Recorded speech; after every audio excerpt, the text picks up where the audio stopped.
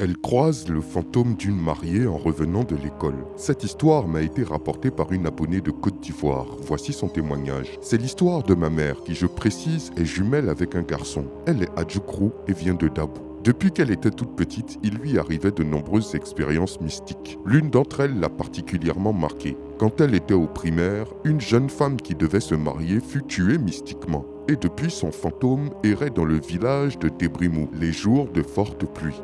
Un jour, ma mère qui était en classe de CE1 était retenue en salle de cours avec les autres élèves par son maître en raison d'une forte pluie. Malheureusement, ma mère n'avait pas déjeuné ce jour-là et était affamée. Elle n'écouta pas son maître. Et lorsqu'il eut un moment d'inattention, elle sortit discrètement, alla sous la pluie pour se rendre à la maison et manger. Vu que son école était assez loin de sa maison, elle dut marcher un certain moment. Arrivée à une intersection, elle se figea de stupeur, car en effet, devant elle se promenait le fameux fantôme de la mariée. La dame était vêtue d'une robe de mariage, mais avait une apparence translucide, au point que ma mère voyait à travers son corps. De plus, la dame se déplaçait en flottant sur les flaques d'eau, sans jamais toucher le sol. La revenante avait un voile sur le visage. Ma mère ne savait pas si cette dernière l'avait remarqué ou non. Heureusement, le fantôme l'a dépassée sans lui prêter plus d'attention et continua son chemin sur une route qui allait vers la forêt. Suite à cette rencontre,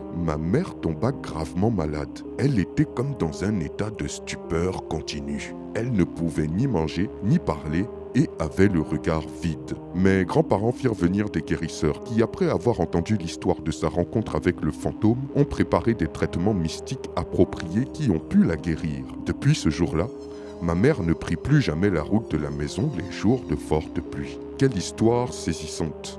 Avez-vous déjà croisé la route d'un fantôme? J'attends vos réponses dans les commentaires et vous dis à très bientôt pour une nouvelle vidéo. C'était Takashi J, numéro 1 sur les histoires mystiques de l'Afrique.